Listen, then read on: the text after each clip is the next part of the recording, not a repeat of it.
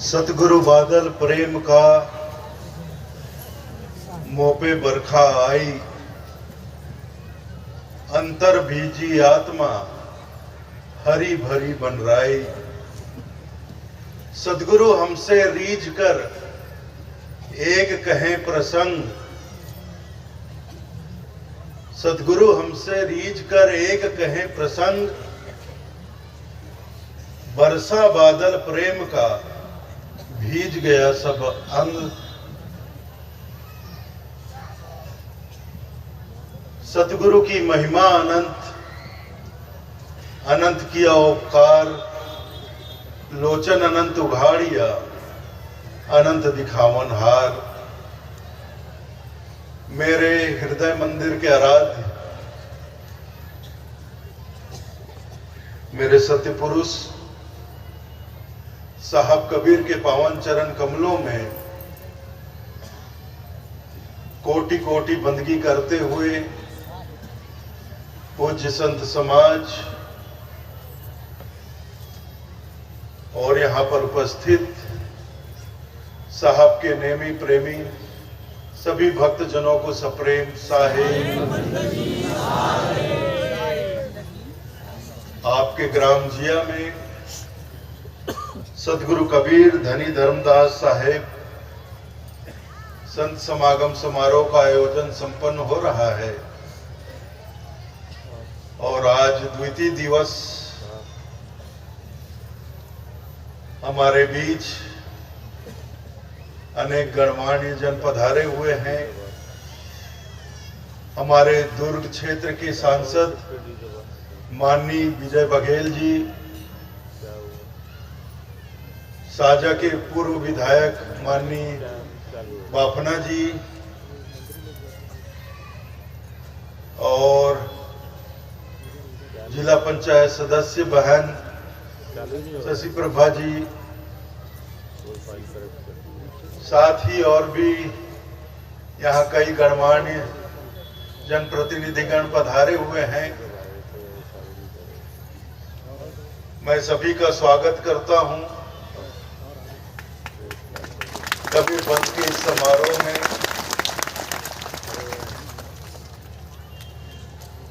आज मेरा समय 4 बजे का था,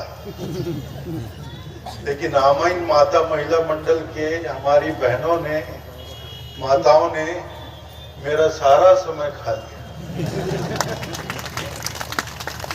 इनको 12 बजे प्रारंभ करना था, 12 से 2:30 बजे तक इनका टाइम था, 3 बजे से 4 बजे तक संध्या पाठ का टाइम था और 4 बजे से मेरा टाइम था। लेकिन 4 बजे तक तो यही लोग लगे रहे। उसके बाद हमारा नित्य संध्या पाठ हुआ, तब कहीं जाकर मुझे बचा खुचा समय मिला और बचे खुचे लोग मिले। दोनों बात हो गई, सब तो भाग गए, अंधेरा होते ही आधे भाग गए। लेकिन जितने भी हैं, जो भी हैं, बहुत अच्छा है, बहुत आनंद आ रहा है।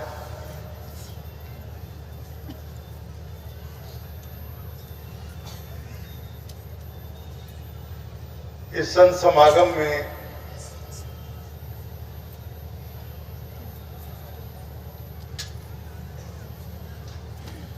आज मुझे एक तुलसीदास जी का दोहा याद आ रहा है।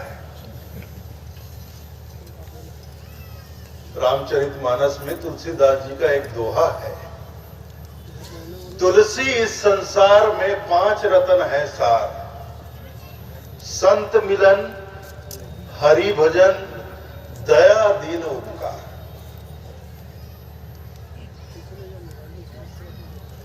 तुलसी इस संसार में 5 रतन है सार। गोस्वामी तुलसीदास जी भी एक महान संत हुए, सर्वविदित है, सब जानते हैं।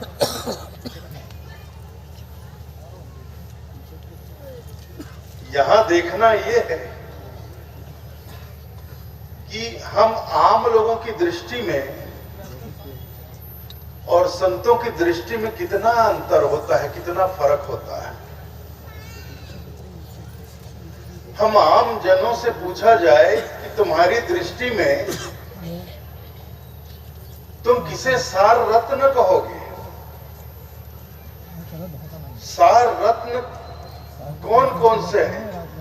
तो हम आम लोग गिना देंगे हीरा, पन्ना, मोती,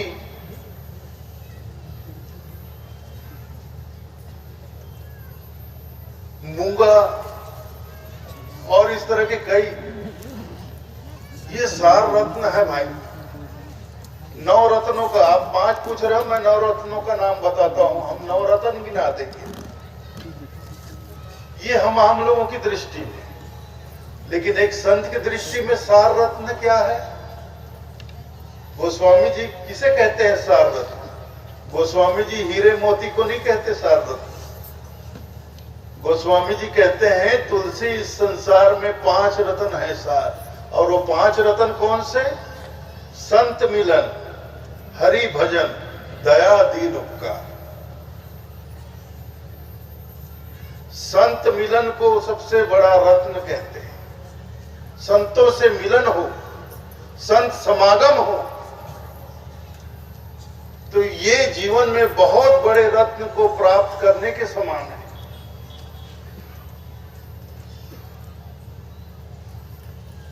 हम आम लोग तो कोई किसी को हीरा मिल गया तो मैंने अपने जीवन में बहुत बड़ा रत्न पा लिया बोलते हैं।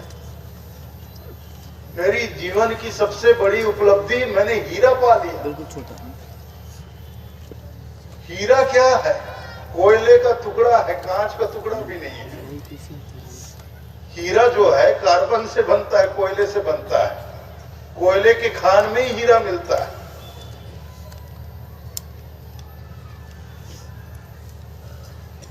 तो हम लोग कंकड़ पत्थर को सार रत्न बोलते हैं, जबकि तुलसीदास जी कहते हैं संत मिलन। संतों से मिलना हो, संत समागम हो, तो ये जीवन की बहुत बड़ी उपलब्धि है। बहुत ही कीमती रत्न हमने पा लिया, इसके समान संत मिलन। इसीलिए हमारे कबीर पंथ में हमारा जो कहीं भी कार्यक्रम होता है तो उस समारोह का नाम क्या रखा जाता है? संत समागम समारोह। समागम अर्थात मिलना, समागम करना अर्थात मिलना जुलना। तो संत समागम, कबीर पंथ में संत समागम होता है। हम ऐसा समारोह आयोजित करते हैं जिसमें संतों का आगमन हो, और संतों का आगमन हो तो संतों के दर्शन भी मिले, संतों से मिलना भी हो, उनके सानिध्य भी प्राप्त हो, उनका सानिध्य भी प्राप्त हो, उनके सत्संग का लाभ भी हमें मिले। तो मिलना, संतों से मिलना, संत मिलन। तो संत मिलन कैसे करोगे?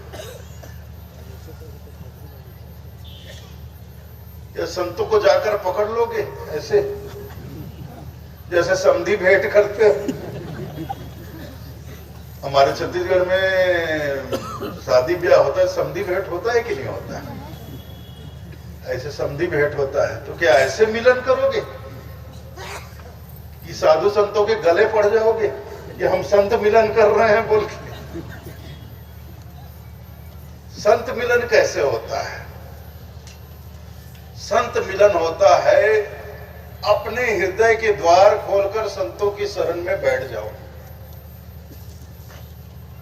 और उनके मुखार बिंद से जो भी अमृत वर्षा हो उसको अंतःकरण में उतर जाने दो, हृदय में उतर जाने दो। रोको टोको मत, रोका टोकी मत करो।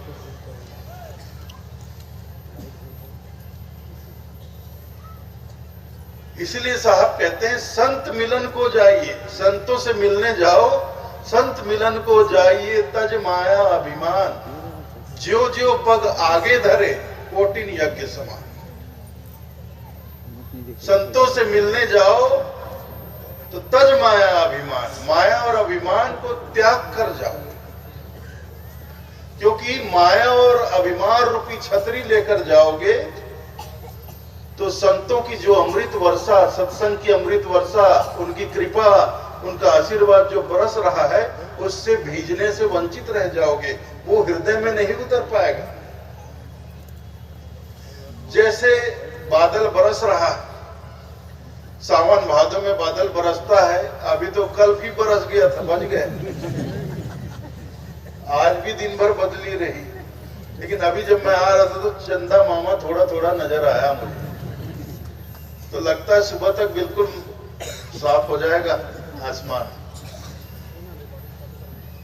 तो बादल जब बरसता है, पानी बरसता है, तो कभी कभी मन करता है कि बरसते हुए बादल में आंगन में निकल जाऊं और इस बरसते हुए बादल में भीग कर खूब सराबोर हो जाऊं, तरबतर हो जाऊं, ऐसे झूमूं नाचूं आंगन में। बचपन में हम लोग ऐसे ही करते थे, तो छोटे छोटे थे ना, पानी जब बरसता था तो हम सब बच्चे आंगन में निकल के गोल गोल घूमते थे, नाचते थे और भीगते थे।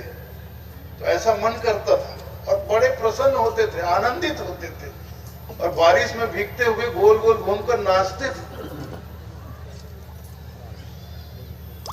लेकिन बादल बरस रहा है, किसी का मन कर रहा है कि मैं भीग जाऊं, मेरा तन मन सब भीग जाए, सराबोर हो जाऊं, तरबतर हो जाऊं, लेकिन वो आंगन में निकलता है छतरी तानकर या रेनकोट पहनकर, रेनकोट पहनकर या छतरी तानकर आंगन में निकलता है और खड़े खड़े शिकायत करता है, यार ये बादल, ये बारिश तो सबको भिगो रही, बस मुझे नहीं भिगो रही है।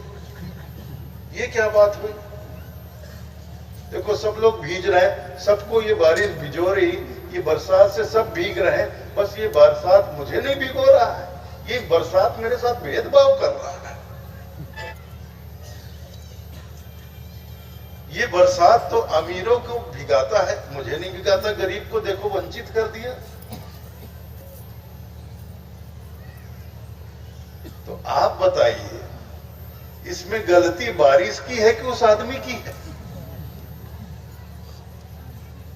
बारिश तो झमाझम हो रही, बरसात हो रही है, पानी बरस रहा है, झमाझम बरस रहा है, चारों तरफ बरस रहा है।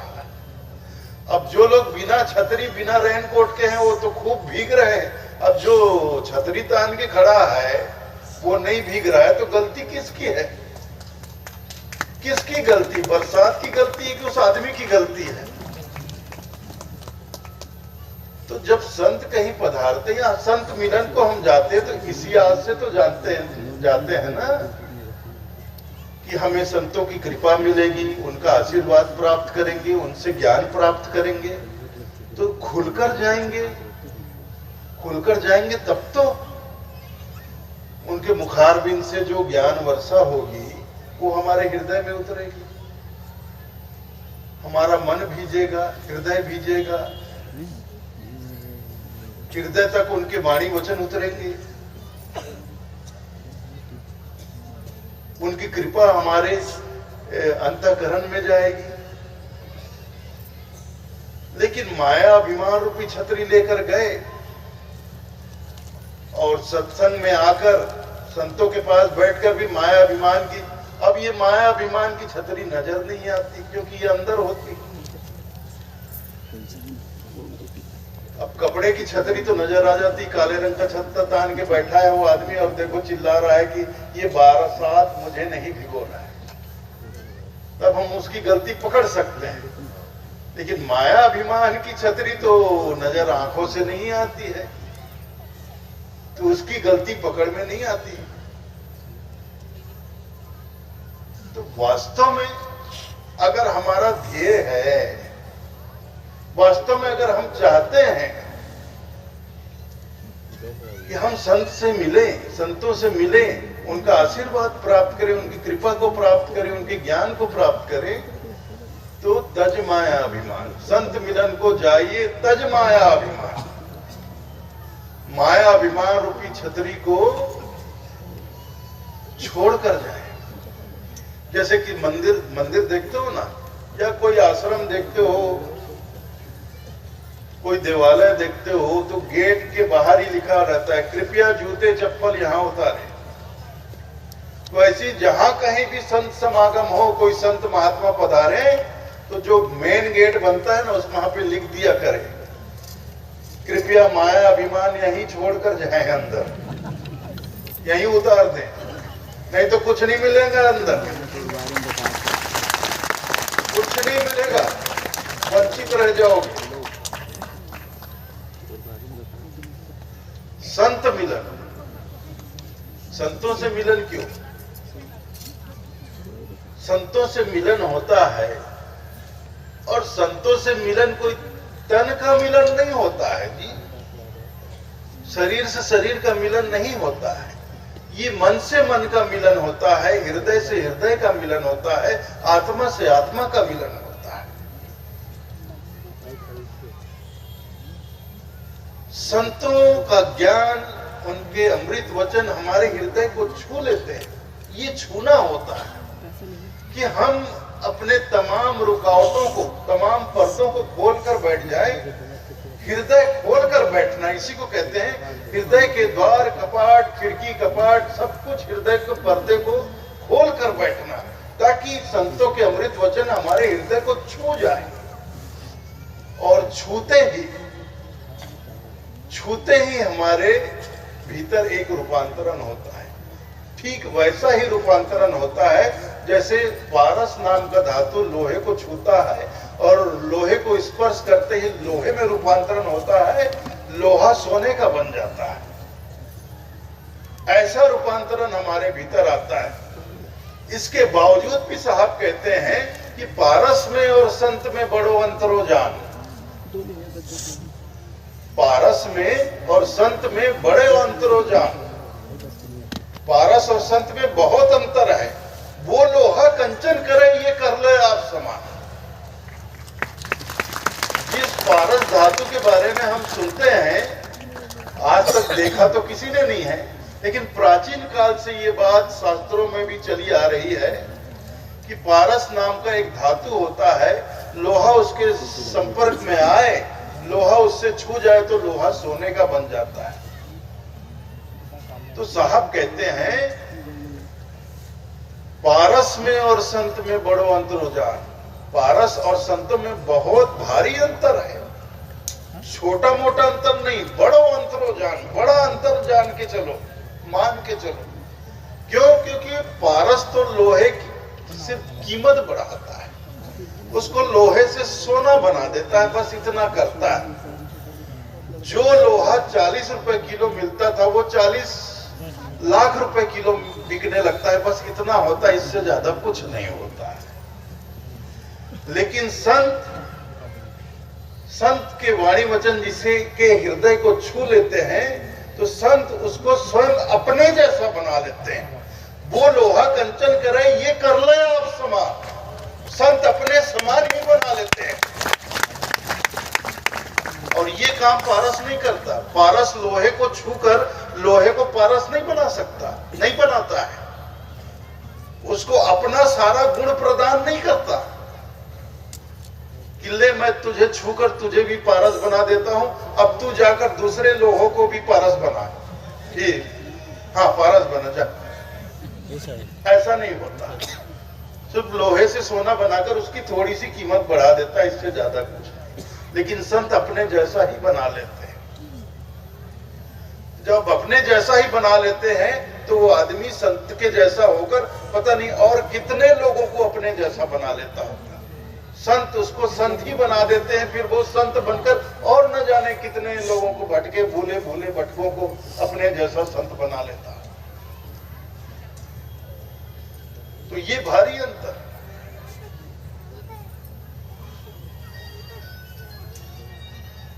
इसीलिए तो कहते हैं ना, संत बड़े परमार्थी, संत बड़े परमार्थी, जाको शीतल अंग, तपन बुझावे और की दे दे अपन रंग। संत बड़े परमार्थी होते हैं। जाको शीतल अंग, बड़ी शीतलता होती है उनके पास। उनके चरणों में बैठते ही हमें शीतलता मिलती है। शीतलता का अर्थ हमें शांति मिलती है, शांति का एहसास होता है, सुकून की प्राप्ति होती है। ये दुनिया भर की जो चिंता है, तनाव है, टेंशन है, संतों के सानिध्य में बैठते ही ये अपने आप कम होने लगता है, दूर होने लगता है। तो हमें बड़ी शीतलता मिलती है, हमें सुकून मिलता है, आराम मिलता है, मानसिक शांति मिलती है। तो संत बड़े परमार्थी जाको शीतल अंग, तपन बुझावे और की। जो भी उनके शरण में आके बैठ गया उसके सारे तपन, उसका सारा तनाव, उसकी सारी चिंता दूर कर देते हैं और दे दया पर रंग, और उसे अपना ही रंग प्रदान करके अपने जैसा अपने रंग में रंग लेते हैं। तो ये संतों का जीवन होता है। इसलिए तुलसीदास जी संत मिलन को दुनिया का सबसे बड़ा रत्न कहते हैं, संत मिलन। इसलिए जीवन में कभी भी अगर संतों से मिलने का सौभाग्य मिले, एक काम नहीं, दो काम नहीं, 10 काम नहीं, 100 काम नहीं, 1000 काम नहीं, लाख काम नहीं, करोड़ों काम हो तो छोड़कर पहले संत मिलन को जाओ। बाकी दुनिया के काम तो होते रहेंगे, बाद में होते रहेंगे। दुनिया का काम कभी खत्म नहीं होता है, कभी खत्म नहीं होता है। आदमी खत्म हो जाता है, मर जाता है, लेकिन संसार के काम कभी खत्म नहीं होते। इसलिए कभी भी आसपास कहीं भी संत समागम हो और कोई संत पधार रहे हो तो 1000, 100, लाखों, करोड़ों काम भी हो तो छोड़कर उनके दर्शन को, मिलन को, संत मिलन को जाओ। तो इससे बड़ा आपको रत्न जिंदगी में और कोई दूसरा नहीं मिलेगा। इसलिए गोस्वामी जी संत मिलन, हरि भजन, दूसरा रत्न हरि भजन को कहते हैं। हरि का भजन करो, क्योंकि हरि भजन में ही भक्ति है। भक्ति क्या? भक्ति किसे कहते हैं? मुझे भक्ति करनी है। भक्ति कैसे करोगे? कि कोई संत महात्मा पधारे हुए तो जब वो लेटे, बैठे, सोए तो उनके बैठकर चरण दबाओ, उसको भक्ति कहोगे? कि किसी गुरुद्वारा में जाकर, किसी मठ मंदिर में जाकर वहां झाड़ू पोछा लगा दोगे, इसको भक्ति कहोगे? क्या कहोगे? किसे भक्ति कहोगे?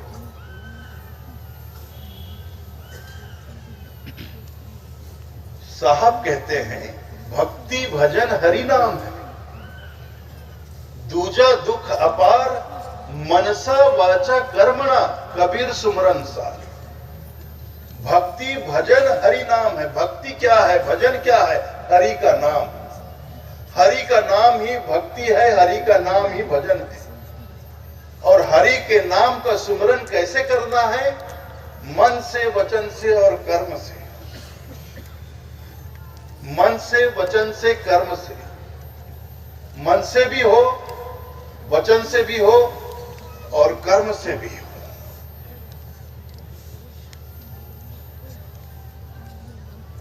ये दूसरा रत्न गोस्वामी जी ने बतलाया।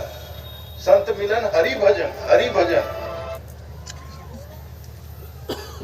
हरि का भजन मतलब हरि के नाम का सुमिरन। हरि के नाम का सुमिरन हमें करना है। क्यों सुमिरन करना है?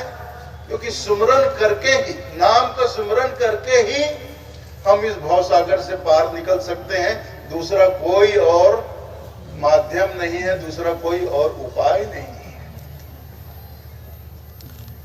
रामचरितमानस में गोस्वामी जी ने कहा भी है, कलयुग केवल नाम आधारा, सुमर सुमर नर।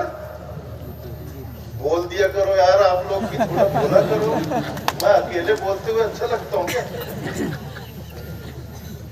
आप लोग भी थोड़ा बोला करो ना। कलयुग केवल नाम आधारा, सुमर समर नर उतर ही पारा। तो ये भी गोस्वामी जी की वाणी है। कलयुग केवल, केवल साहेब की भी एक ऐसी वाणी है, पता है आपको? बिल्कुल कली में जीवन अल्प है, बेगी करो संहार, जब तप साधन ना बने केवल नाम आधार। कलयुग में जीवन बहुत थोड़ा है और वेगी करो संहार, और जितनी जल्दी आप संभल जाओ, अपने आप को संभाल लो, यही फायदे की बात है। जब तब साधन ना बने केवल नाम आधार। देखो साहब भी केवल बोल रहे हैं और गोस्वामी जी भी केवल बोल रहे हैं। और केवल शब्द का प्रयोग तभी होता है जब कोई दूसरा विकल्प ना हो। दूसरा, तीसरा, चौथा, पांचवा विकल्प अगर मौजूद हो तो केवल शब्द का प्रयोग नहीं होता है।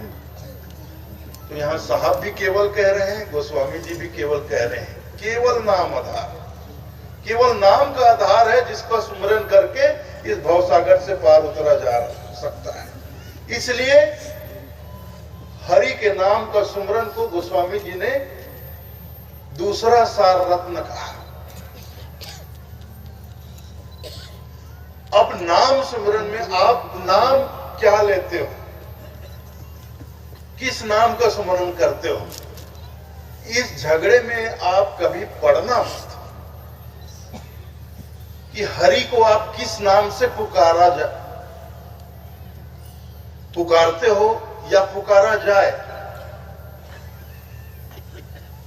प्रेम भाव से अपने हरि से, अपने परमात्मा से ठीक वैसे ही प्रेम करो जैसे आप अपने बिल्कुल छोटे से, जो आपके घर में बच्चा पैदा होता है, आपका बच्चा पैदा होता है, उसका नामकरण होता है। नामकरण में किसी के द्वारा भी आप नामकरण करवाओ, पंडित जी आते हैं, पुरोहित आते हैं, या काजी मुल्ला आते हैं, या जो भी जिससे भी आप करवाते हो नाम, वो तो नामकरण कर देते हैं। कोई भी अपना ज्योतिष से अपना पंचांग देख के राशि निकाल कर वो नामकरण कर देते हैं। लेकिन उस नामकरण होने के बाद भी आप उस बच्चे को उसी नाम से पुकारते हो जो नाम आपके हृदय से निकलता है।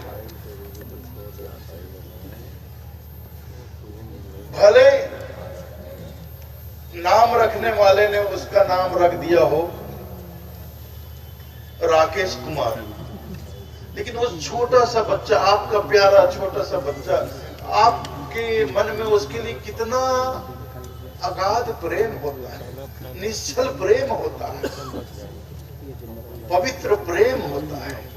वहां ना कोई माया होती है, ना मोह होता है, ना ममता होती है, प्रेम होता है, शुद्ध प्रेम होता है। और जब बच्चे को गोद में लेते हो और उसको दुलारते हो, अरे मेरे राकेश राकेश करते कोई नहीं, वो जो नाम रखा है वो तो भूल ही जाते हो। अरे मेरे राजा, मेरा सोनू, मेरा मोनू, ऐसे हाँ ऐसे ही होता है भाई।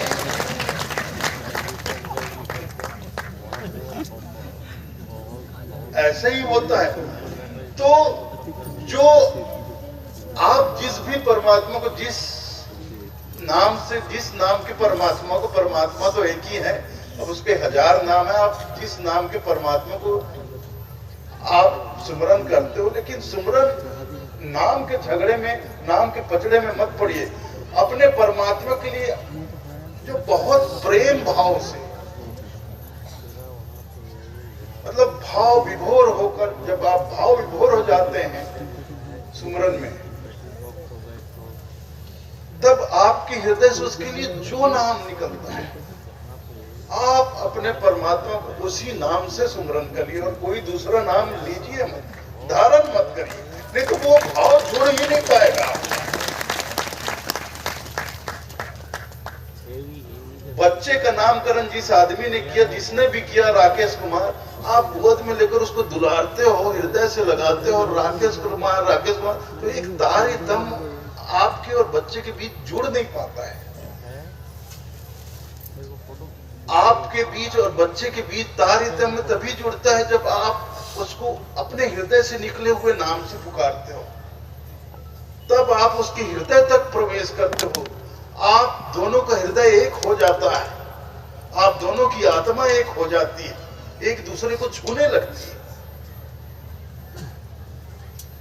तो अपने परमात्मा को उसी नाम से पुकारो जो नाम आपके हृदय से निकले। अब देखिए, भगवान कृष्ण है, भगवान कृष्ण। लेकिन भक्तों ने इसी प्रकार भक्तों ने हृदय से, प्रेम भाव से, शुद्ध प्रेम से, भाव से, भक्ति से उनको कितने नाम से पुकार डाला। ये भी नहीं सोचा दुनिया क्या कहेगी। अरे माखन चोर भी बोल दिया, जा माखन चोर भी कह दिया गया, कहा गया है कि कोई मोहन कह रहा है, कोई मनमोहन कह रहा है, हे मेरे गिरधर गोपाल, कोई गिरधर गोपाल को, एक कृष्ण है, उनके सैकड़ों नाम रख दिए गए। तो जिस भक्त के भाव, जिस भक्त के हृदय से जो नाम निकला उसने उस नाम से पुकारा, और यही सही है, यही सही है।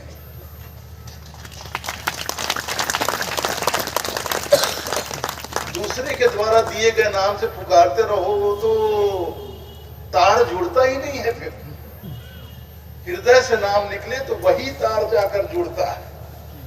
इसलिए हरि भजन, जब हरि भजन, हरि के नाम का सुमरन करो तो वही नाम का सुमरन करो जो आपके हृदय से उसके लिए निकले।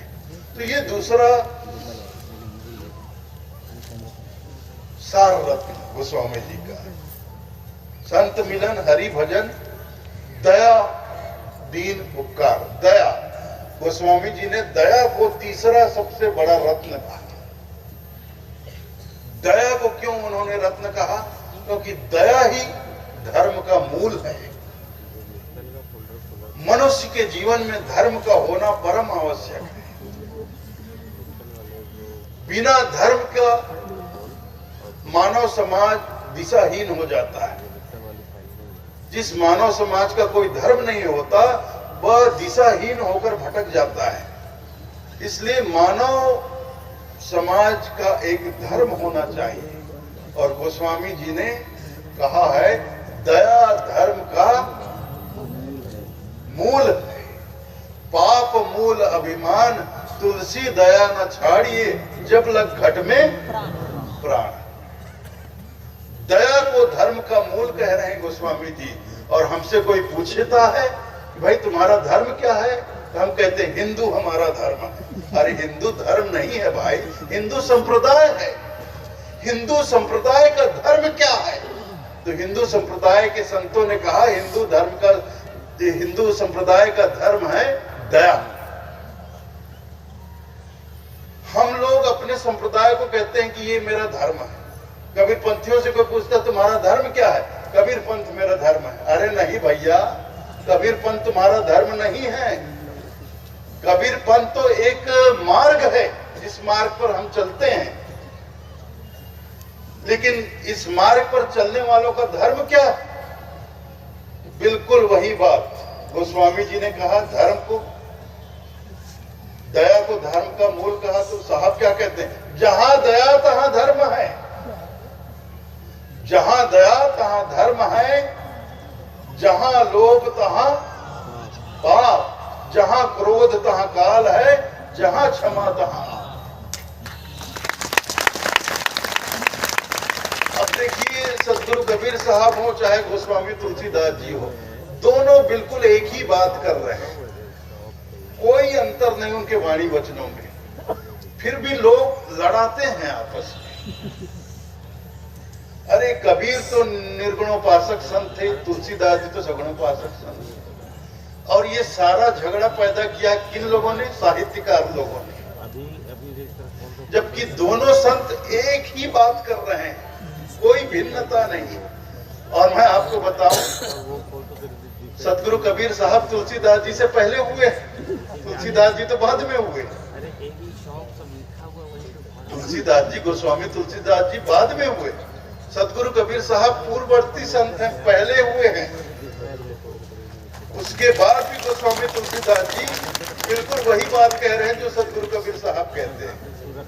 उनके बहुत से दोहे चौपाइयां ऐसी हैं जो सतगुरु कबीर साहब के वाणी वचनों से बिल्कुल मिलती जुलती क्या, बिल्कुल वही बात उन्होंने कही। और अगर ये साहित्यकार लोग लड़ाते भी हैं कि कबीर तो निर्गुणोपासक संत थे, तुलसीदास तो सगुणोपासक संत थे, फिर तुलसीदास जी ने ये क्यों कहा, तुलसी इस संसार में सबसे मिलिए धाय, ना जाने किस रूप में नारायण मिल जाए।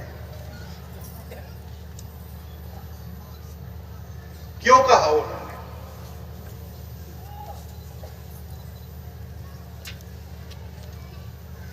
तुलसी इस संसार में सबसे मिलिए धाय, ना जाने किस रूप में नारायण मिल जाए।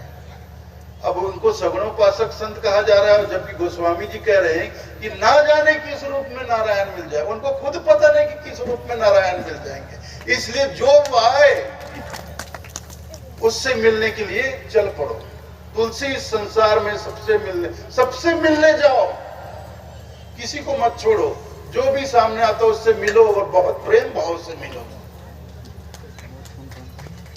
प्रेम भाव से मिलो। क्यों? क्योंकि ना जाने क्यों किस रूप में नारायण मिल जाए।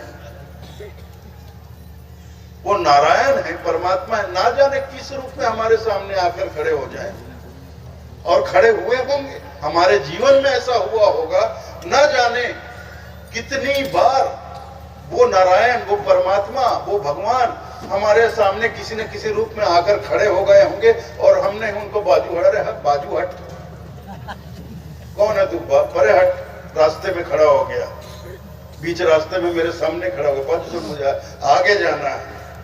हम अपने ही भगवान को किनारे करके आगे बढ़ गए होंगे, क्योंकि हमने तो धारणा बना रखी है ना, हम तो धारणाओं में जी रहे हैं ना। भगवान राम होंगे, कैसे होंगे? अरे तो जो 30-35 बरस पहले सीरियल आता था दूरदर्शन में, तो उसमें भगवान राम को जैसा दिखाया जाता था कि पीले वस्त्र और सोने के आभूषण, कमान, तीर कमान लिए हुए, और सीता माता साथ में, पीछे भैया लक्ष्मण और चरणों में हनुमान जी बैठे, तो वही राम का स्वरूप होगा। जब उसी तरह से हमको भगवान राम दिखेंगे, तभी हम मानेंगे कि हाँ भाई ये भगवान राम। अगर भगवान राम हमसे मिलने आया और भूल से भी अपना तीर कमान घर छोड़ाए, तो हम उनको भगवान राम मानने से ही इनकार कर देंगे। भगवान कृष्ण हमसे मिलने आए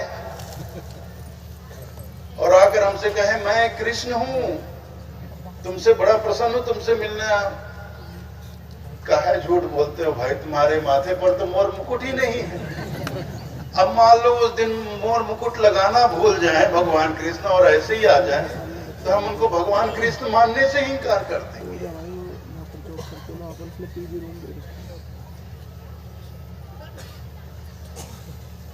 तो ऐसा नहीं होना चाहिए, धारणा बनाकर मत जियो।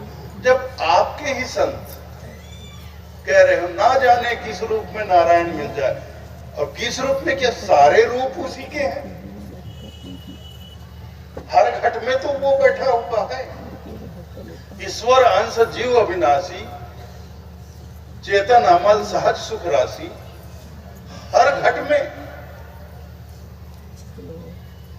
परमात्मा का अंश जीव रूप में बैठा हुआ है, चाहे वो मनुष्य का शरीर हो, चाहे पशु पक्षी का हो, चाहे कीड़े मकोड़े का, चाहे कोई भी प्राणी हो, कोई भी जंतु हो, सब घट में उस परमात्मा का, ईश्वर का अंश जीव रूप में बैठा हुआ है। तो सारे रूप उसी के हैं, सारे रूप उसी के। संसार में जितने प्राणी हैं सब उसी के रूप। तो फिर मानो सबको, सारे रूप मेरे परमात्मा के ही रूप है, मेरे परमात्मा का अंश ही सारे घट में, तमाम घटों में जीव रूप में बैठे हुए हैं। और अंश रूप में बैठे, इसका मतलब ये नहीं कि वो परमात्मा नहीं है। सोने का अंश सोना ही होता है।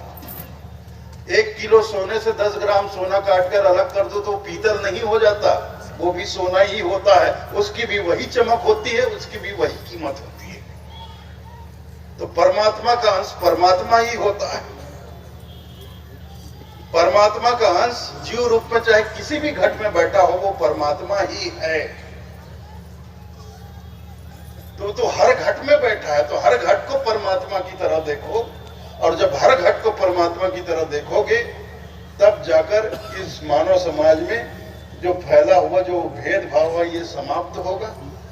हर तरह का भेदभाव मिटेगा, छोटे बड़े का, अमीर गरीब का, जात पात का, धर्म संप्रदाय का, हर तरह का भेदभाव मिटेगा। और एक दूसरे के प्रति जो ईर्षा है, राग है, द्वेष, क्या अपने ही परमात्मा से ईर्षा करोगे? अपने ही परमात्मा से द्वेष का भाव रखोगे? अपने ही परमात्मा से दुश्मनी करोगे? कि अपने ही परमात्मा के साथ लड़ोगे, कि मारपीट करोगे, कि काटोगे? क्या करोगे?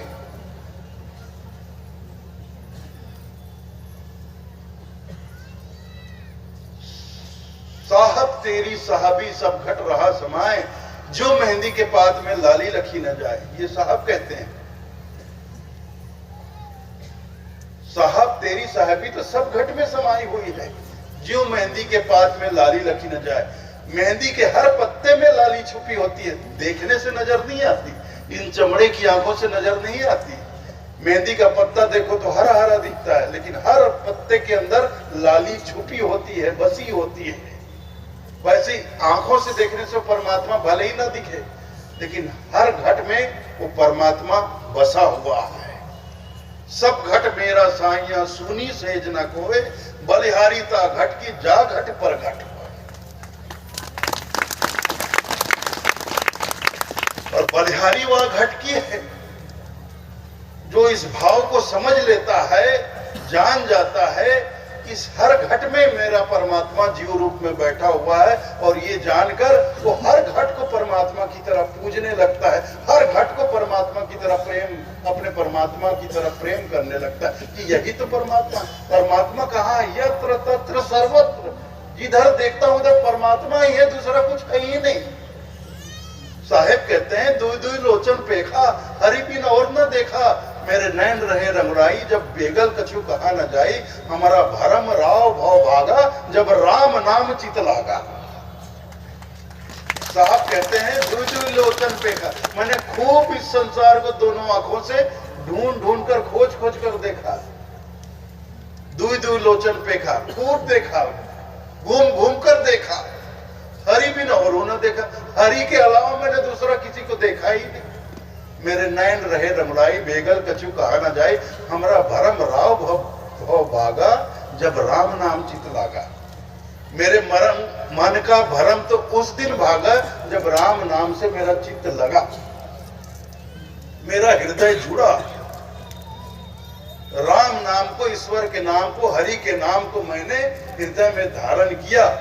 उस दिन मेरे मन का सारा भरम दूर हो गया और मुझे सर्वत्र लाली मेरे लाल की, जित देखूं तित लाल, और लाली देखन मैं गई तो मैं भी हो गई लाल।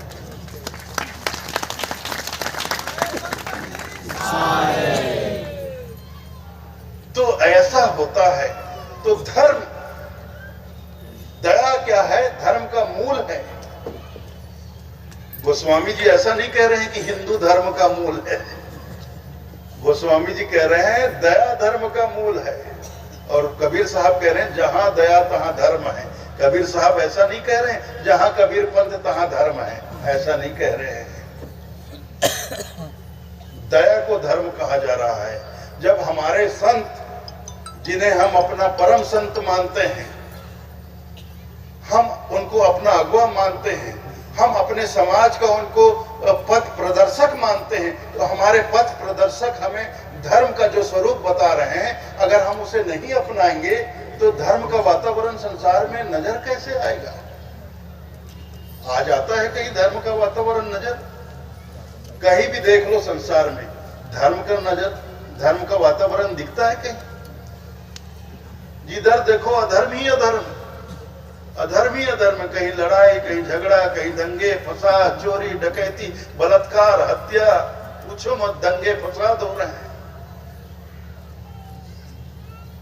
और हो रहे हैं वो अलग, और ज्यादातर दंगे फसाद अधर्म तो धर्म के नाम पर ही हो रहे हैं। इस दुनिया में धर्म के नाम पर जितना अधर्म होता है, किसी और दूसरे के नाम पर इतना धर्म नहीं होता है। मैं सच कहता हूं, इस संसार में जितने झगड़े धर्म के नाम पर होते हैं, उतने झगड़े और किसी बात पर नहीं होते हैं। और हमारे महापुरुषों ने धर्म की स्थापना क्यों की? इसलिए की ताकि संसार का झगड़ा मिट सके, समाप्त हो सके। इसलिए महापुरुषों ने धर्म की स्थापना की।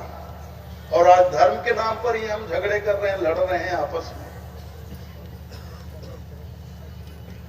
आज जो हमारे महान संत यहाँ होते, क्या दशा होती उनकी हमारी हालत देखकर। धर्म और भी कहा गया है, जैसे साहब कहते हैं, सत्य कहूं सत्य के समान नहीं धर्म कोई, सत्य एक छोड़ सब बनिज व्यापार है। ये साहब की वाणी है। सत्य कहूं सत्य के समान नहीं धर्म कोई, सत्य एक छोड़ सब बनिज व्यापार है। साहब कहते हैं सत्य कहता हूं, सत्य के समान कोई दूसरा धर्म नहीं, और सत्य को छोड़कर बाकी सब बनिज व्यापार, काम धंधे, धंधे हैं, धर्म के धंधे हैं। तो क्या ये बात गोस्वामी जी ने भी कही है? रामचरितमानस में ये बात क्या गोस्वामी जी ने भी कही है? खुद नहीं कही, भगवान श्री रामचंद्र जी के मुख से कहलवाया है उन्होंने। आप लोग रामायण सुनते हो, मानस होता है तो बैठते हो नहीं बैठते हो? बैठा करो, सुना करो। बहुत सुंदर है रामायण, रामचरितमानस, बहुत सुंदर शिक्षा मिलती है उसमें। तुलसीदास जी ने भगवान श्री रामचंद्र जी से के मुख से कहलवाया है, धर्म न दूसर, बोलो ना यार, जानते हो सब। धर्म न दूसर सत्य समाना, आगम निगम पुराण बखाना।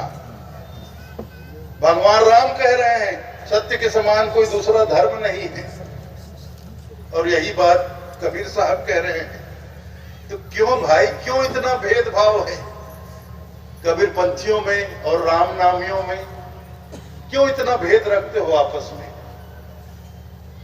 चाहे कबीर साहब हो, चाहे तुलसीदास जी हो, एक ही बात तो कर रहे हैं भाई।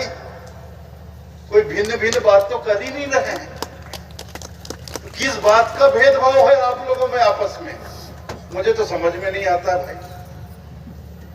तो सत्य धर्म है, दया धर्म है, और हमारे देश में कहा गया है अहिंसा परमो धर्म।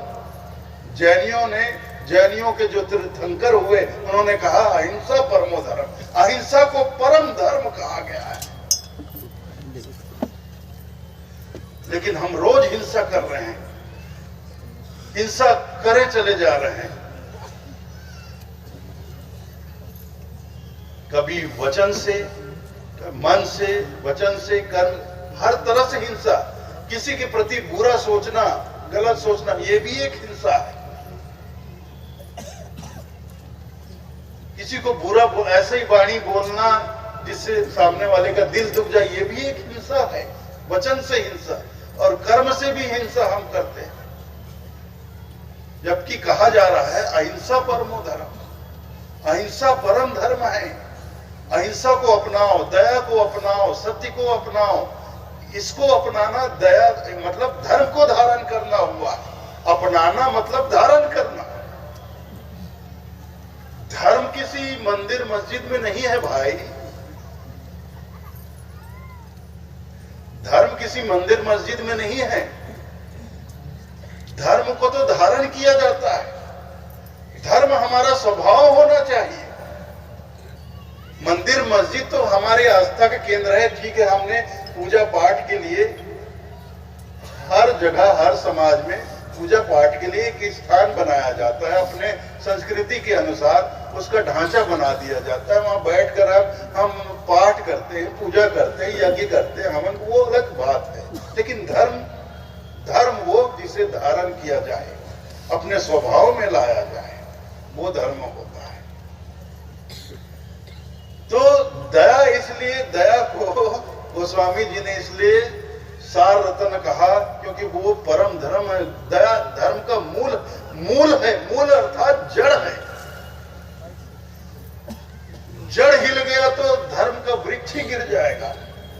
तो अगर हमारे महापुरुष ने दया को धर्म का मूल कहा है, तो उनके फॉलोअर्स जो हैं, उनके पथ पर चलने वाले जो लोग हैं, उनका ये कर्तव्य बनता है कि हम अपने धर्म की जड़ को मजबूत करें। इतना मजबूत करें कि दुनिया की तेज से तेज, भयंकर से भयंकर आंधी भी हमारे धर्म के वृक्ष को गिरा ना सके, हिला ना सके, ऐसा मजबूत है। लेकिन हम ऐसे हैं कि अपने धर्म की जड़ खुद खोदने में लगे हुए हैं। हम लोग इस तरह के पागल हैं। तो ऐसा नहीं करना है। तो देखिए, अपने संत के वाणियों को पहचानिए, समझिए। ये कंकड़ पत्थर के पीछे मत भागिए कि ये सार रतन है। आपके संत ने किसे सार रतन कहा, उसको जानिए, समझिए। और इन खास तमाम जो 5 रतन बताए हैं संत तुलसीदास जी ने, उसको धारण करिए, उसको प्राप्त करने का प्रयास करिए। हीरे मोती के पीछे मत भागिए। तो दया, संत मिलन हरि भजन, दया, दीन उपकार, दीनता का भाव, दीन भाव होना चाहिए, दीनता का भाव होना चाहिए। दीनता का भाव होना चाहिए अर्थात अहंकार रहित होना चाहिए। हमारे अंदर तनिक भी अहंकार नहीं होना चाहिए। जो जितना दीनहीन अधीन होकर रहेगा, वह उतना ही ज्यादा परमात्मा के चरणों के करीब होगा। और जो जितना अधिक अहंकार में डूबेगा, वो परमात्मा से उतना ही दूर होता चला जाएगा। अहंकार हमें परमात्मा से दूर करता है और आखिर में एक दिन डुबा भी देता है। अहंकार में आप देखिए, पोथी पुराण पढ़ लीजिए, इतिहास देख लिया, अहंकार में कैसे कैसे सूरवीर अहंकार के कारण डूब गए, खत्म हो गए, नष्ट हो गए, समूल नष्ट हो गए। उनका कोई नामो निशान नहीं बचा। तो अगर डूबना है तो अहंकार को पाल लीजिए, कोई हर्जा नहीं है। आपको डूबना है तो पाल लो, लेकिन परमात्मा के चरणों के करीब करीब करीब और करीब, इतने करीब कि परमात्मा हमें तार ही दे, पार लगा ही दे। इतने करीब होना चाहते हो तो दीनता को अपनाओ। दीन हो जाओ, दीनहीन, दीन अधीन हो जाना, मालिक के अधीन हो जाना, परमात्मा के अधीन हो जाना, भगवान के अधीन हो जाना। मेरा मुझ में कुछ नहीं, जो कुछ है सो तोर, तेरा तुझको सौंपता क्या लागत है मोर। मेरे प्रभु, मेरा मुझ में कुछ नहीं, सब कुछ तेरा है। और मैं ये भी नहीं कहूंगा कि मैं अर्पण कर रहा हूं। मैं जब मेरा कुछ है ही नहीं तो मैं तुझे अर्पण क्या करूंगा, सब तेरा ही है। तेरा ही तुझको अर्पण करता हूं, इसमें मेरा कुछ नहीं, तेरा ही तुझको अर्पण करता हूं। इसमें क्या लगता है मेरा प्रभु, मेरा कुछ नहीं लगता। लेकिन हम प्रभु भगवान परमात्मा का सामान उठाकर ही परमात्मा को अर्पण करते हैं और बहुत गर्व से कहते हैं कि मैंने इतना दान दे दिया। किसको दे दिया? फलाने मंदिर को दे दिया, फलाने भगवान के नाम पर दे दिया। उसी का सामान उठा के उसके चरणों में रख दिया और बोलते हो कि मैंने कर दिया। क्या पागलपन है भाई। भैया तुम्हारा है क्या? क्या लेकर आए थे इस संसार में? मुट्ठी बांध के आया, जग में हाथ पसारे जाना। लोग दुनिया में मुट्ठी बांध कर आते हैं और हाथ पसारे जाते हैं। ना एक कौड़ी फूटी कौड़ी साथ लाते, ना एक फूटी कौड़ी साथ में लेकर जाते। खाली हाथ आते हैं, खाली हाथ जाते हैं। यहाँ जो कुछ भी है सब परमात्मा का, और परमात्मा का ही उठाकर परमात्मा को ही दान देकर अकड़ते हो कि मैं इतना बड़ा दानी हूं, मैंने ये दान कर दिया, वैसा कर दिया, वैसा कर दिया। तो ये तो मूर्खता वाली बात हो गई। तो दीनता का भाव आना चाहिए। हाँ, सेवा करें, परोपकार करें, वो अलग चीज है। लेकिन ये जो कुछ करके अहंकार को पालना, ये बहुत मतलब। एक साहब की वाणी है, संतो भाई माया तजी न जाए, जैसे बेल वृक्ष लपटाए। काम तजे तो क्रोध न छूटे, क्रोध तजे तो लोभा, लोभ तजे तो आशा मांडे, मान बढ़ाई सो।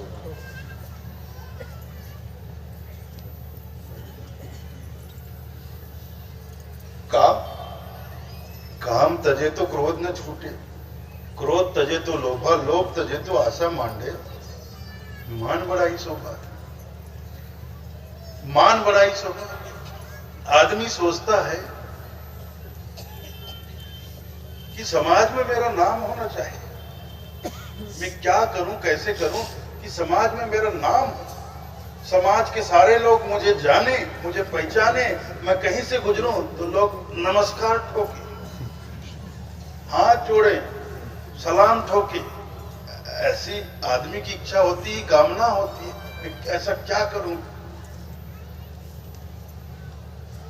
तो जाहिर है इसके लिए अच्छे कर्म करने पड़ेंगे, सत्कर्म करने पड़ेंगे। देखिए, एक समाज की नीति होती है और एक धर्म की नीति होती है। समाज की नीति हमसे कहती है कि तुम कर्म करो और अच्छे से अच्छा कर्म करो, ज्यादा से ज्यादा कर्म करो और अच्छे कर्म करो, इससे समाज का विकास होगा। समाज अपना स्वार्थ देखता है, हम जितना कर्म करेंगे, अच्छे कर्म करेंगे, दान पुण्य करेंगे, समाज का उतना विकास होगा। समाज अपना स्वार्थ देखता है, लेकिन धर्म स्वार्थ, अपना स्वार्थ नहीं देखता। धर्म हमारा भला देखता है।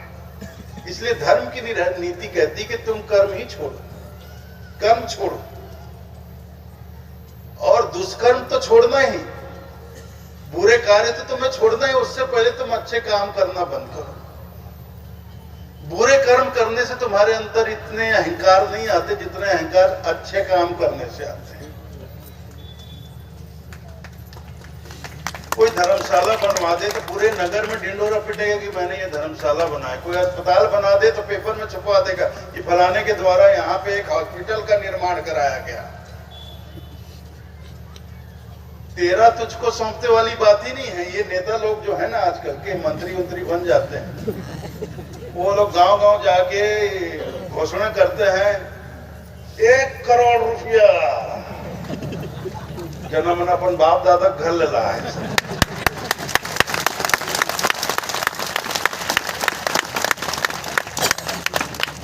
तो हर गांव में हाई स्कूल बना हूँ, अपन मामा घर लाख बनाबे, हमरे पैसा मत बनाबे और काका पैसा बनाबे। जनते के पैसा ले जनते ले देवा था, वैसे दहाड़ा थे मंच में खड़े होके मैं ऐसा करता हूँ, ऐसा करता हूँ, ये करता हूँ, वो करता हूँ, देख तो और गांव में ये बना दे, वो बना दे, मैं बना दे। कुछ नहीं बनाया, बेवकूफ घर बनावा था।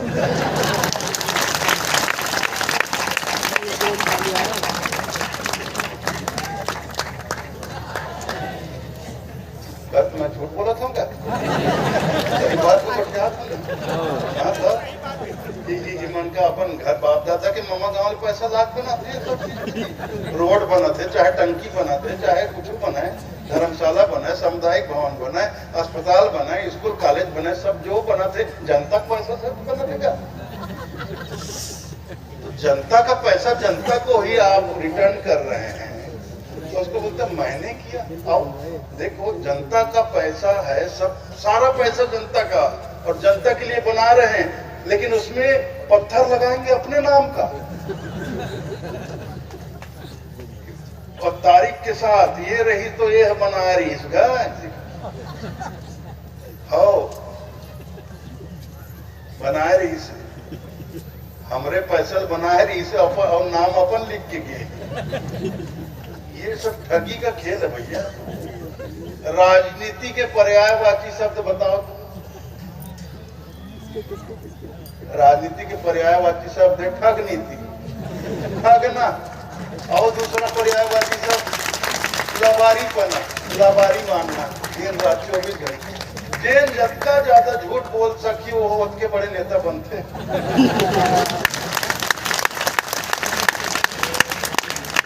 एकदम खड़ो जो लगातार बिना रुके जितना ज्यादा झूठ बोल सके तो उनके बड़े पद में पहुंचते, बड़े नेता बनते।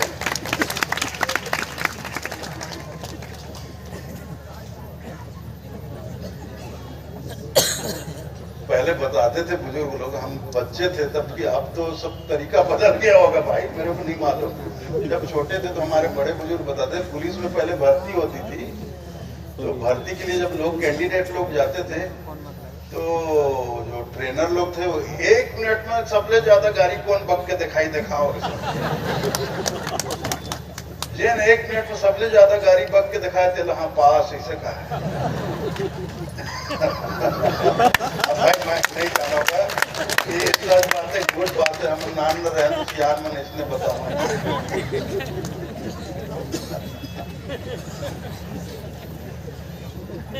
क्या बताएं, तो दीनता का भाव चाहिए भैया। साहब कहते हैं इस संसार में कुछ लेना देना, एक तो लेने देने के चक्कर में पड़ो मत। साहब की सीधी सी वाणी, कुछ लेना ना देना मगन रहना। 5 तत्व का बना ये पिंजरा, दामे बोले रे तेरी मैना, कुछ लेना ना देना मगन रहना। टूटी नैया गहरी नदियां नाव पुरानी, खेवटिया से मिले रहना, कुछ लेना ना देना मगन रहना। कहत कबीर सुनो भाई साधु, गुरु के चरण में लिपट रहना, कुछ लेना ना देना मगन रहना। ये तो साहब की वाणी है। इस संसार में आए हो तो लेने देने के चक्कर में मत पड़ो, जितने लेने देने के चक्कर में पड़ोगे उतने फंसोगे। और फिर भी साहब कहते कुछ लेना देना है ही है, तो उनके वाणी वचन है, उस हिसाब से लेन देन करो। लेने को हरिनाम है, देने को अनुदान, तरने को आधीनता, डूबने को अभिमान। अगर संसार में कुछ लेना है तो साहेब कहते लेने को हरिनाम है। कुछ लेना है संसार में तो हरि का नाम लो, और कुछ देना है, देने को अन्नदान, अन्न का दान, भूखों को भोजन कराओ, इससे बड़ा दान कुछ नहीं। इसलिए साहब कहते हैं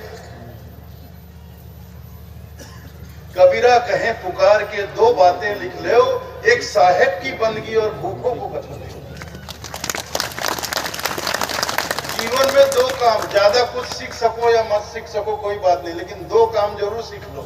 एक साहिब की बंदगी, एक परमात्मा का वंदन, परमात्मा को प्रणाम करो, नमस्कार करो, वंदन करो, और भूखों को बचो दो।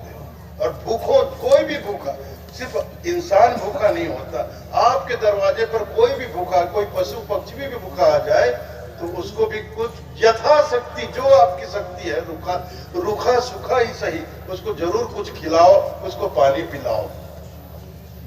पहले ये चलन था, हम देखते थे बचपन में।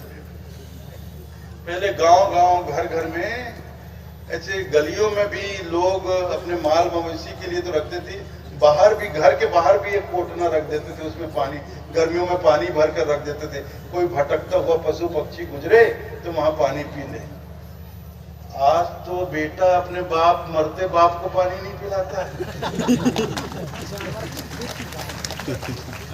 बच्चे अपने मरते हुए माँ बाप को पानी नहीं देते, ये हालत हो गई। बीमार माँ बाप हैं, उठ चल फिर नहीं सकते, उनसे पानी दे दो, थोड़ा प्यास लगी है, रुक जा अभी मैं फेसबुक चला हुआ था, अभी मैं व्हाट्सएप मैसेज बड़ा का ना है, मैं अभी पहले जवाब दे देता हूँ, फिर तो पानी दो। ये हालत है।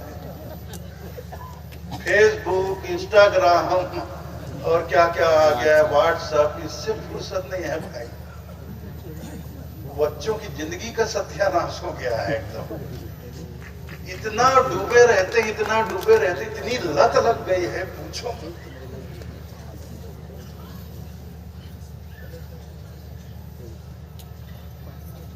इतना समय ये खा रहा है तुम्हारा सोशल मीडिया, हमारा जीवन बर्बाद कर रहा है।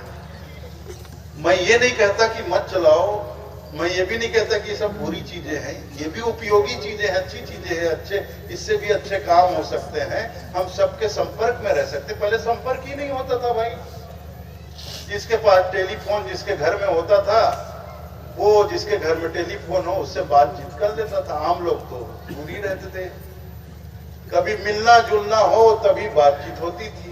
अब हर आदमी के जेब में मोबाइल है, तो हम सब प्रतिदिन हर पल एक दूसरे के कनेक्शन में हैं। कोई भी बात बोलना हो, बताना हो, संदेशा पहुंचाना है, एक सेकेंड में बात यहां से वहां, वहां से वहां, जंगल में आग की तरफ फैल जाती है। अच्छी बात भी फैल जाती है और गलत बात भी फैल जाती है। अफवाह भी इसी तरह फैला दिया जाता है।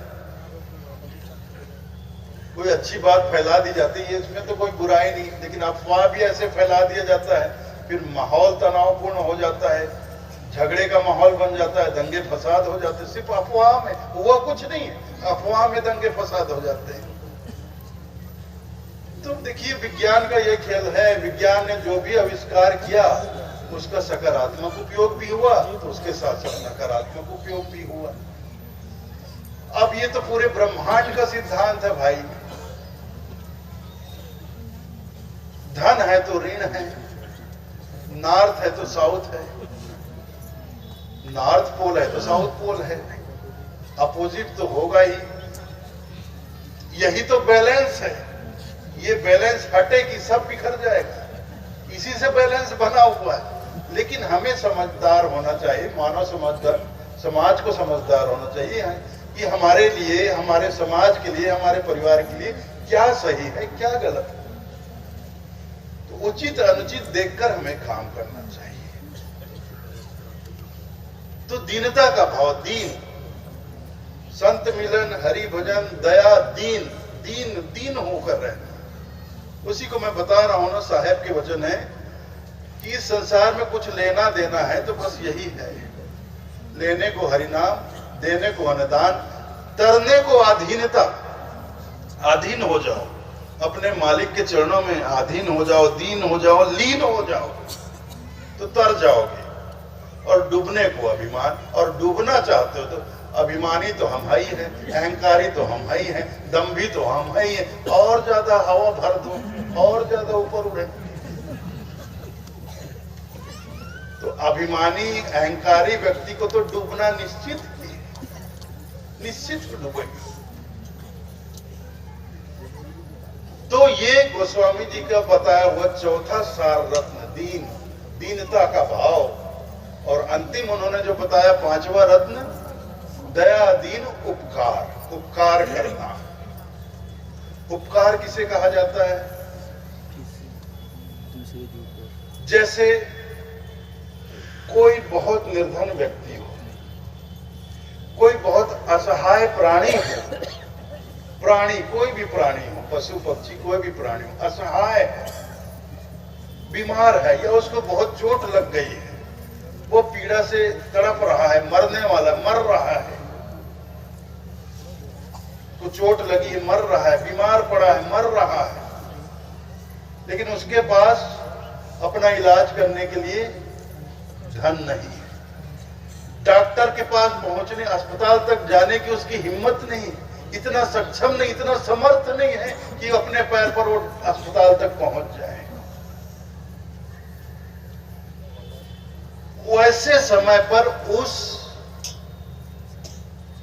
अक्षम, असमर्थ प्राणी की सेवा करना, उसका साथ देना ही परोपकार होता है। कि भाई तू बहुत बीमार है, तू चल फिर नहीं पा रहा है, तू डॉक्टर के पास नहीं जा पा रहा है, तू अस्पताल तक नहीं पहुंच पा रहा है, चल मैं तुझे अस्पताल तक पहुंचाता हूं। ऐसे समय पर उसे सहारा देकर अस्पताल तक ले जाओ, डॉक्टर को दिखाओ, जांच करवाओ, जांच करवा के उसको दवा दारू दिलवाओ, और कुछ दिन तो सही, हफ्ता 10 दिन थोड़ा ठीक हो जाए, उसका थोड़ा ध्यान रखो। यही तो उपकार है भाई। और उपकार किसको कहते हैं? और उपकार किसे कहा जाता है? यही तो उपकार है। गांधी जी करते थे उस जमाने में। 1948 में तो गांधी जी की हत्या हो गई थी, उससे पहले कुष्ठ रोगियों की सेवा करते थे। उस समय में कुष्ठ रोग का इलाज नहीं था। जिसे कोढ़ हुआ हो, कोढ़ी लोगों से लोग दूर भागते। गांव में किसी को कोढ़ हो जाता था तो गांव के बाहर उसको निकाल दिया जाता था। एक तो टीबी के पेशेंट को, उस जमाने का ऐसा सिस्टम था भाई, बताते हैं बुजुर्ग लोग कि हर गांव के बाहर दूर एक झोपड़ी बनाकर रखी जाती थी। अगर गांव में किसी को टीबी हो जाए, किसी को कोढ़ हो जाए, तो उसको वहां अकेले छोड़ दिया जाता था और गांव से उसके लिए सवेरे शाम भोजन जाता था, वो भी बहुत दूर उस रख के उन लोग वापस, कोई आदमी वापस आ जाता था, वो आदमी वहां से आकर अपना भोजन ले जाता था, खा के तो वापस बर्तन वहां रख देता था। फिर दूसरे दिन यहाँ गांव से कोई जाता तो उसके बर्तन में डाल के दूर से ही लौटाता, ऐसा होता था। फिर मरते तक उसको गांव के बाहर अकेले तड़प तड़प कर मरना पड़ता था। ऐसे समय पर गांधी जी कुष्ठ रोगियों की सेवा करते थे अपने हाथों से।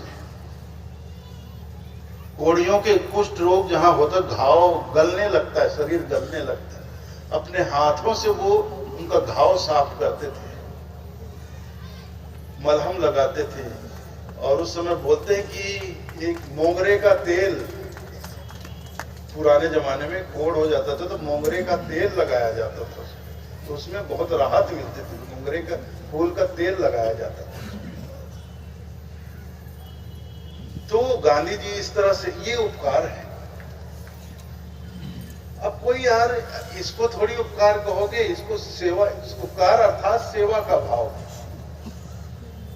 सेवा, इसको थोड़ी सेवा। कोई हट्टा कट्टा पहलवान टाइप का आदमी है, अच्छा चंगा है, अच्छा भला है, लेकिन तुम उसको आदर देते हो, मान देते हो, उसको मानते हो कि भाई मैं इसको अपना उस्ताद मानता हूं, मैं इसको अपना गुरु मानता हूं,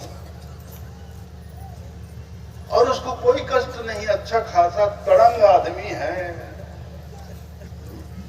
गुरुदेव मैं आपकी सेवा करना, थोड़ा पैर दबा दूं। अरे क्या उसका पैर दबाओगे भाई? कोई बीमार हार्ट हो, किसी को तकलीफ हो, पैरों में दर्द हो, शरीर में दर्द हो, ऐसा कोई मिले तो उसके चरण दबाओ, थोड़ा हाथ पैर दबा दो, तो वो वास्तव में सेवा है।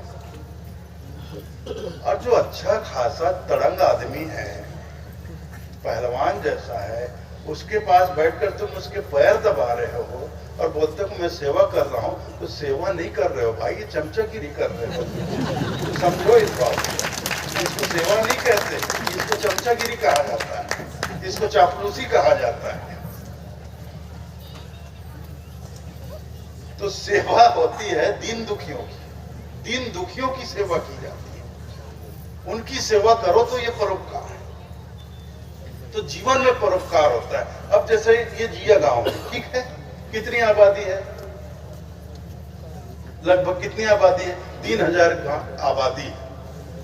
तो 3000 की आबादी, तो यहाँ हर आदमी संपन्न तो होगा नहीं, कोई बहुत ही निर्धन व्यक्ति भी होगा, बहुत निर्धन व्यक्ति होगा जो रोजी मजदूरी करके अपना पेट पालता होगा। आज कमाया आज खाया, कल कमाया कल खाएंगे वाली हालत में भी लोग होंगे। और वो आदमी बीमार पड़ जाए, वो आदमी बीमार पड़ जाए, बीमार पड़ेगा तो काम नहीं कर पाएगा, काम नहीं करेगा तो उस दिन उसकी रोटी नहीं आएगी, उसके लिए भोजन नहीं, उसको भूखा सोना, एक तो बीमार, ऊपर से उसको खाना नहीं मिल रहा, दवाई नहीं मिल रही, बीमार। लेकिन 3000 की आबादी में कोई भी जाकर उसकी सुध नहीं लेता है, तो इस गांव को क्या आदर्श गांव कहोगे आप? बोलो मेरे को बताओ, आदर्श पंचायत कहोगे कि आदर्श गांव कहोगे आप? 3000 लोग रहते हैं, 3000 लोगों के बीच एक आदमी असहाय है, असमर्थ है, निर्धन है, उसके पास धन नहीं है, खाने पीने को नहीं है, वो बीमार है, एक तो बीमारी से तड़प रहा है, ऊपर से भूख से तड़प रहा है, और 3000 की आबादी में कोई भी उसकी सुध नहीं ले रहा है। तो क्या जिया गांव को आदर्श गांव कहोगे कि आदर्श पंचायत कहोगे? कैसे कहोगे मुझे बताओ आप? क्या 3000 लोग एक निर्धन, एक अक्षम असमर्थ व्यक्ति के लिए इतना नहीं कर सकते कि हमारे ही गांव का, किसी दूसरे गांव का, हमारे ही गांव का, और हमारी ही जो सेवा करता, हमारे घर में काम करता था, हमारे लिए काम करता था, खून पसीना बहा के काम करता था, आज वो आदमी बीमार है, उसके पास दवा दारू नहीं, खाने को भोजन नहीं, वो आदमी बीमार पड़ा है, तड़प रहा है, और मैं अपने घर पर मस्त बैठा हुआ टेलीविजन देख रहा हूं। उसने हमारी इतनी सेवा की, हमारे लिए इतना काम किया, हमारे लिए खून पसीना गंवाया, बहाया, गंवाया। आज उसको मेरी जरूरत है तो चलकर मैं आज उसकी थोड़ी सेवा करूं, मदद करूं, उसका साथ दूं। फिर मानवता भी फिर अगर ऐसा भी नहीं कर फिर मानवता भी किसे कहोगे आप? ये भी सोचने वाली बात। फिर मानवता क्या है? मानवता किसे कहा जाएगा? फिर हम अपने समाज को मानव समाज कैसे कहेंगे? ये प्रश्न भी पैदा होता है।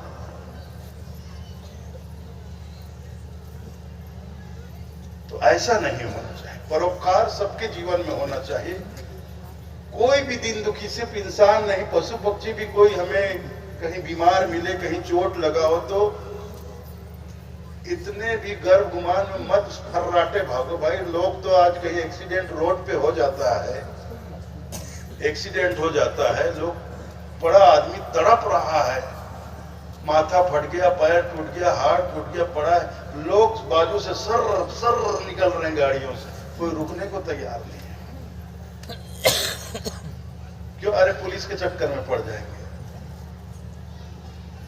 यार पुलिस के चक्कर से सस्ता है वो आदमी की जान की कीमत यार तुम्हारी नजर में, कि तुम 2 मिनट वहां रुक भी नहीं सके, कि मतलब तुम्हारी गाड़ी इतनी, मतलब तुम्हारे लिए इतना वो हो गया कि एक घायल व्यक्ति को उठाकर नजदीक के 10-15 किलोमीटर दूर अस्पताल तक पहुंचा दो।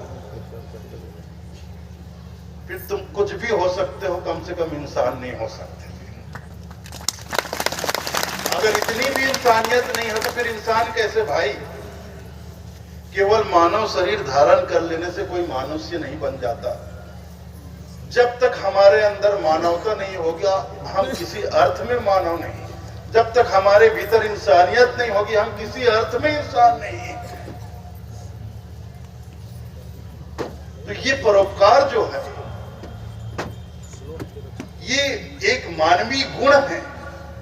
अगर हम मानव हैं तो ये गुण हमारे भीतर होना चाहिए, होना चाहिए, तभी हम मानव कहलाने योग्य होंगे, अन्यथा नहीं होंगे। तो गोस्वामी तुलसीदास जी का ये बहुत ही सुंदर दोहा, 2 लाइन का दोहा है, 2 लाइन का। तुलसी इस संसार में 5 रतन है सार, संत मिलन हरि भजन दया दीन उपकार। लेकिन इस 2 लाइन के दोहे में न जाने कितने शास्त्र और पुराण समाये हुए।